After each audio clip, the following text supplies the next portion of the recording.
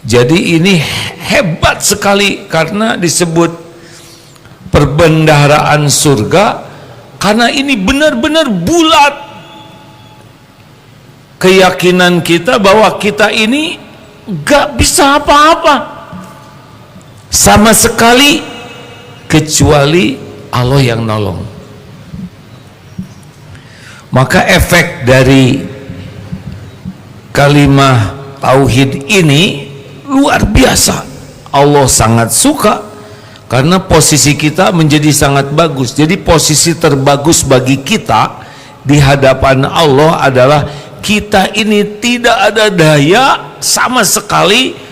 Yang maha kuasa atas segala-galanya adalah Allah Subhanahu wa ta'ala, pencipta, pemilik, penguasa jagat semesta alam ini. Kita makhluk ciptaan, Allah maha pencipta. Kita tidak bisa apapun walaupun mengedipkan mata kecuali Allah yang menolong. Itu yang pertama. Hamba. Dua, kita tidak punya apa-apa sama sekali. Diri ini pun bukan punya kita. Lillahi ma fis samawati wa ma fil ard. Milik Allah segala-gala yang ada di langit dan di bumi. Tidak ada yang punya selain Allah.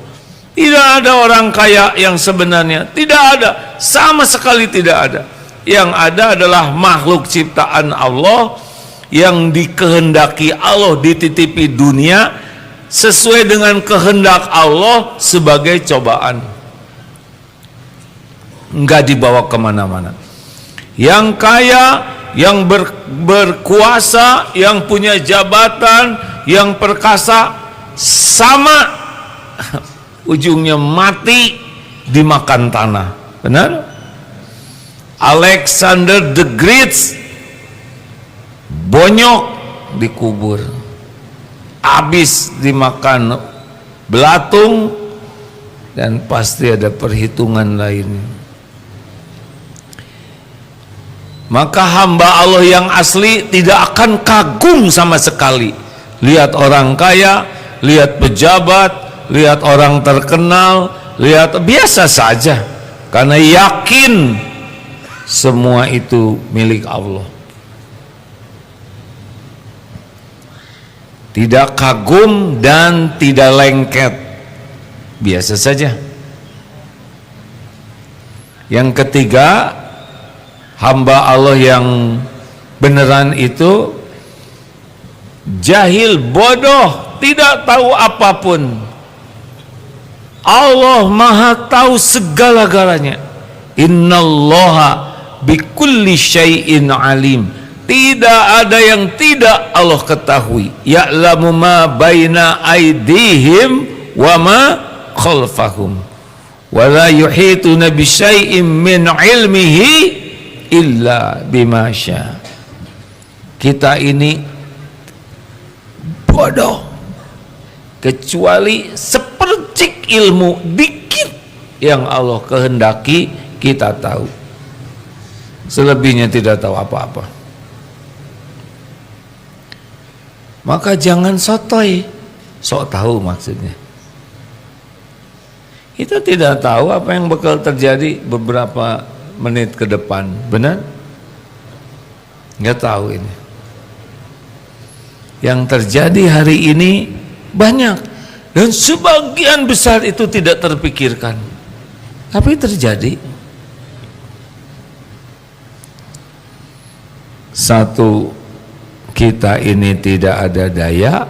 Allah yang maha kuasa atas segala-galanya, tidak ada setitik pun yang bisa terjadi baik nikmat maupun musibah illa biiznillah, kecuali dengan izin Allah.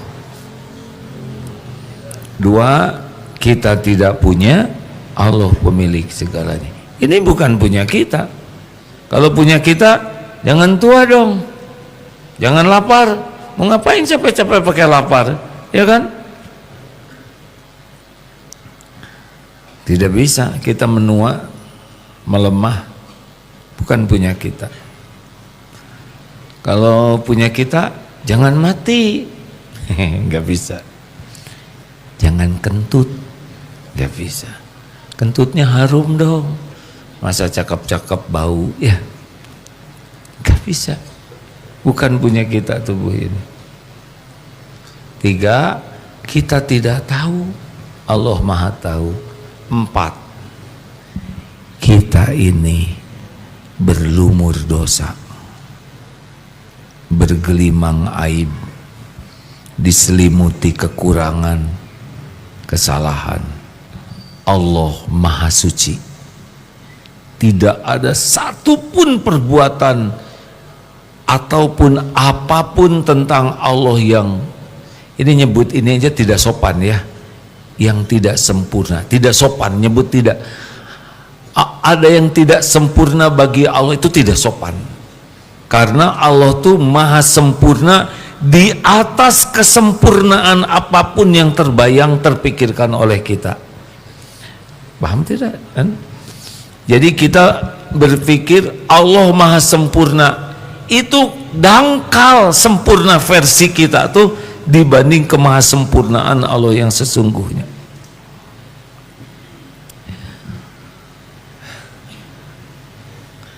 Kita saja suka kagum ke insinyur yang bikin ini, ya. Ini lebih sempurna. Semuanya makhluk-makhluk didesain, diberi warna, dibentuk, dihidupkan, diurus. Semuanya. Yas'aluhu man fis samawati wal ard kulla yaumin huwa fisya'n. Semua yang ada di langit dan bumi yas'aluhu, kepada Allah meminta, dan Allah senantiasa dalam kesibukan setiap saat. Sibuk yang tidak bingung, sibuk yang tidak lelah. Jangan membayangkan kita sibuk, ya. Kesibukan Allah mencipta, membentuk, mengadakan, meniadakan, mengangkat, menurunkan, semua menjodohkan, semuanya seisi alam ini diurus oleh Allah. Ya Hayyu ya Qayyum, yang maha hidup, yang mengurus segala-galanya terus menerus sendiri, tidak memerlukan bantuan siapapun. Makanya kalau orang udah kenal ke Allah, udah, itu nikmat terbesar di dunia, yang berbuah nikmat akhirat. Yakin ke Allah sebagian besar orang, termasuk kita, kadang-kadang saja ingat Allahnya. Ingat juga belum tentu yakin. Kalau sudah yakin, tenang. Nah, la haula wala quwata. Jadi kalau kita yakin semua yang ada ini milik Allah, dikuasai Allah, hanya bisa bergerak dengan izin Allah. Tidak ada nikmat secuil apapun sampai kepada kita, wa ma bikum min ni'matin faminallah, kecuali Allah yang memberi. Ma asaba min musibatin illa biiznillah, tidak menimpa kepada kita musibah kecuali dengan izin Allah. Semua hanya bisa terjadi dengan izin Allah, baik nikmat maupun musibah. Pencurian izin Allah bukan? Dikit yang jawab. Enggak jawab izin Allah bukan? Allah ridho enggak ditanya enggak jawab gitu. Makanya yang kita cari bukan izin Allah, tapi ridho Allah. Kalau ridho Allah itu izin Allah yang Allah sukai. Di mana ada ridho Allah? Pada niat dan perbuatan yang Allah sukai, di sana ridho Allah. Maling, gagal maling, siapa yang menggagalkan? Allah. Berapa banyak maling yang mau maling ayam, ayamnya nggak ketangkap, dia yang ketangkap. Nih sekarang sedang heboh, ada banyak aib yang kebuka. Aslinya yang ngebuka adalah Allah.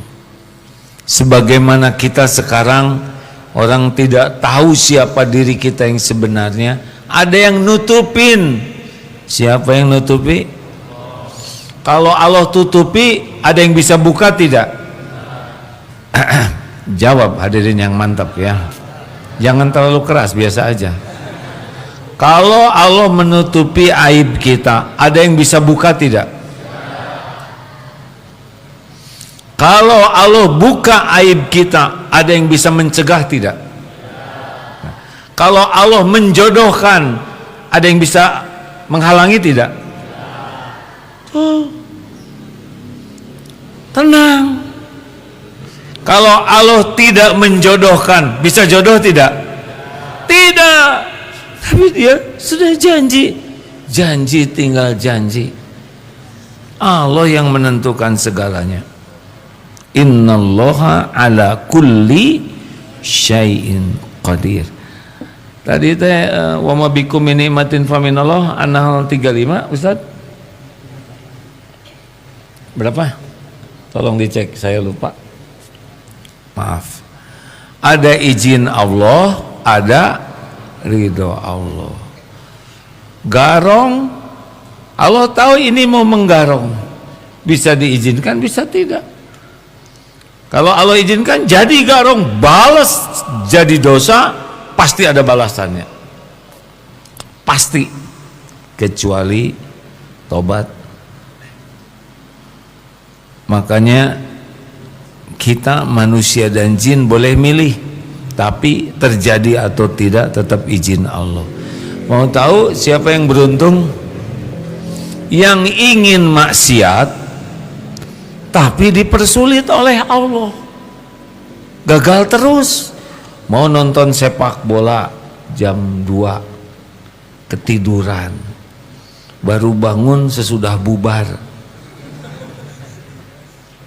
Rezeki Allah yang bikin tidur. Jadi orang yang disukai Allah tuh mau maksiat digagalkan, males taat dimudahkan, itu paling top. Nah, gak akan tahajud malam ini mah, sekali-kali libur jam 3 kebangun sendiri, aduh, ditidur-tidurin malah pengen ke WC, ditahan-tahan malah ngompol. Wah, sudah tahajud dah.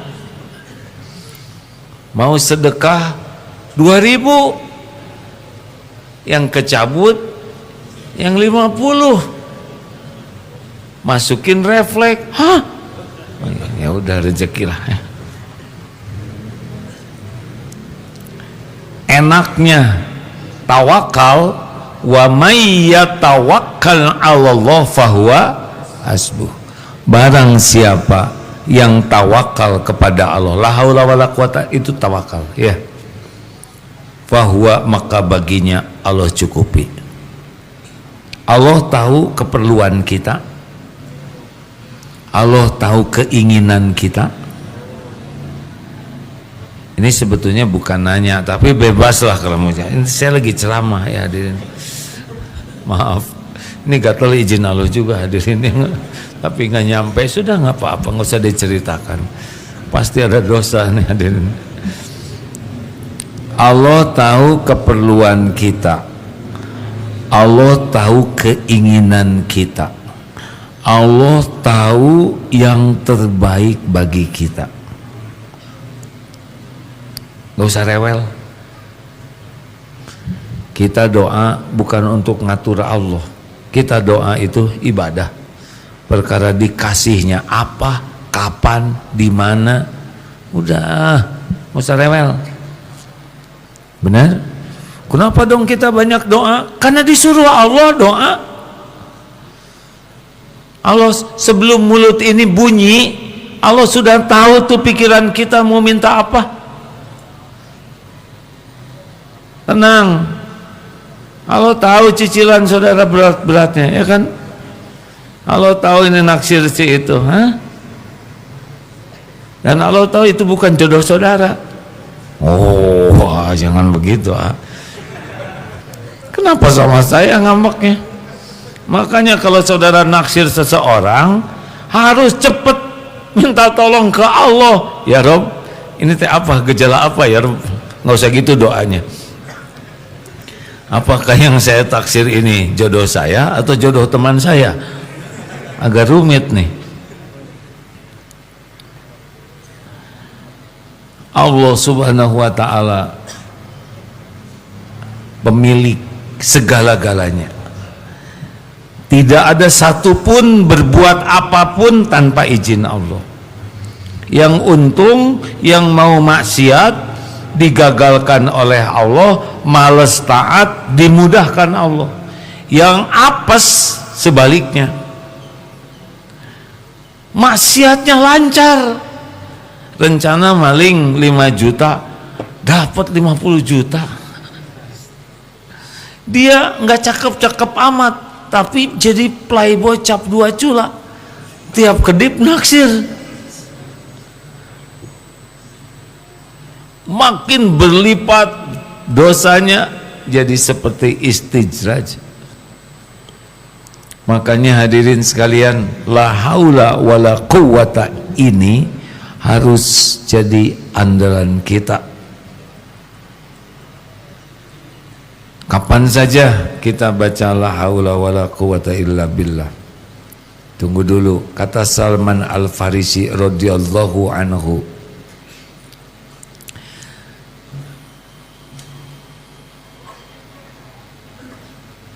dalam satu riwayat pernah ada yang mengeluh kepada beliau. Lalu Salman bertanya, mengapa engkau mengeluh sedangkan engkau memiliki kunci-kunci surga? Lalu katakanlah la haula wala quwata illa billah, maka engkau akan dilapangkan oleh Allah. Itu sudah jaminan Allah. Allah tahu kok siapa yang zikir itu dan tahu bahwa dirinya tidak bisa apa-apa tanpa pertolongan Allah. Ini Allah suka. Ini dalam kitab Az-Zuhud karya Ibnul Mubarak, dan benar-benar dilapangkan. Kisah Imam Abu Ishaq Al-Harbi, beliau dikenal sering sekali membaca la haula wala quwata illa billah. Dikisahkan suatu saat beliau ditimpa kesusahan yang berat, fitnah besar di zamannya. Beliau tidak pernah mengeluh, hanya banyak istighfar dan mengulang-ulang la haula wala quwata illa billah, hingga Allah memberikan kepadanya jalan keluar yang tidak disangka-sangka. Kisah ulama ahli hadis Imam Sufyan Ats-Tsauri rahimahullah. Sufyan Ats-Tsauri wafat 161 Hijriah. Ulama besar. Ketika beliau ingat dan cemas terhadap kematian, beliau memperbanyak la haula wala quwata illa billah. Dengan membaca kalimat ini, aku merasa hatiku menjadi lebih tenang dan lebih siap menghadapi ajal kapanpun datang. Dari Hilyatul Aulia. Kisah lainnya adalah di Musannaf Abdul Razak. Seorang lelaki mendatangi Imam Hasan Al-Basri dan mengadukan beratnya hidupnya, hutangnya numpuk. Nah, ya, nih. Kenapa saudara langsung begini? Tenang ya. Kesehatannya menurun, yang meningkat hutang, kesehatan menurun. Cocok ya. Anak banyak, Imam Hasan Al-Basri berkata, banyak-banyaklah kamu membaca la haula wala quwata illa billah, karena dengan itu Allah akan membukakan pintu kemudahan. Tidak lama kemudian lelaki itu datang kembali dan berkata, Masya Allah, Allah telah menghapuskan bebanku satu persatu sehingga tidak berat lagi, dan masalahku diganti oleh Allah dengan kemudahan. Ini adalah kisah-kisah yang dikutip dalam kitab-kitab yang banyak di kalangan umat. Kapan saja kita membaca la haula wala quwata illa billah? Sebetulnya bisa kapanpun, tapi ada beberapa waktu yang bisa kita baca. Misal ketika kita merasa sangat lemah, lunglai, 3L, letih, lesu, lemah, leles. Seperti Om sekarang, saya lagi merasa seperti ayam tulang lunak ini. Hari ini tugas dakwah banyak dan ya ujiannya bersepeda ke sana sini hadirin. Jadi sekarang ayam tulang lunak, leles. Tapi ingat mau ceramah ini, la haula wala quwata illa billah. La haula wala quwata illa billah. Ada yang ngetok pintu, Kang Dudu. Tahu siapa beliau? Tunanetra, ahli pijat. Saya kangen ke boleh pijat. La haula wala pijat hadirin. Dudu pulang, datang lagi Gilang, lebih kuat lagi tuh. Tadi pakai lututnya pakai sikut. Makanya sekarang agak segar.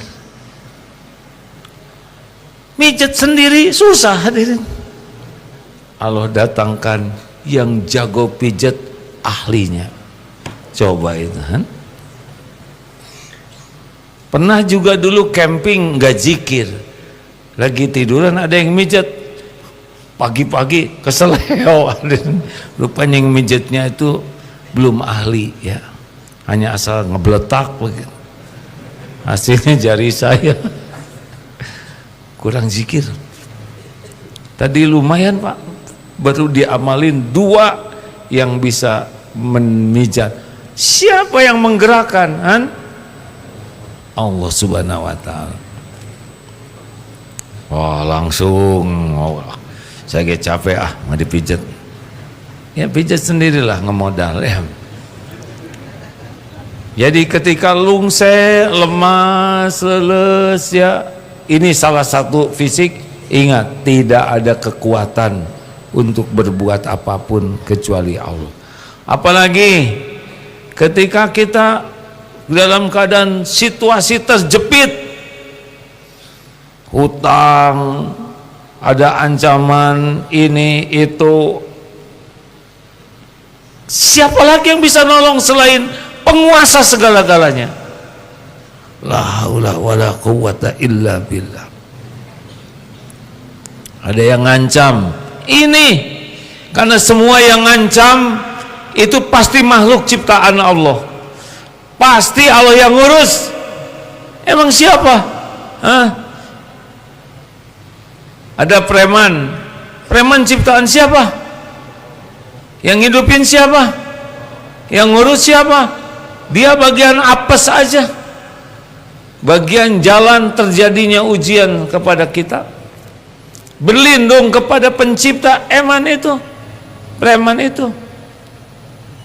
La haula wala quwata. Apa kamu? Ya Allah, Engkaulah yang menciptakan mata yang terbeliak, gigi yang bertaring. Saya berlindung kepadamu. Jangan takut oleh premannya, takut Allah mengizinkan preman itu nonjok. Ini beneran. Kalau ada anjing menggonggong, jangan takut oleh anjingnya, tapi takut Allah mengizinkan anjing itu menyogot ya, menggigit.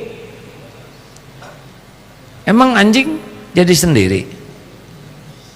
Siapa yang menciptakan anjing? Allah. Mau segede apapun anjing, tetap ciptaan Allah. Allah yang mengurus, Allah yang menghidupkan, Allah yang mendetakkan jantungnya. Dia bisa menggong, Allah yang nyiptakan. Coba dibuat kecil, nggak wibawa ya kan. Makanya kalau ada anjing menggonggong, kita nggak usah niru ya kan. Beda kapling, berlindung ke Allah. Ini serius hadirin, ini tauhid. Makanya para waliullah kalau ketemu singa,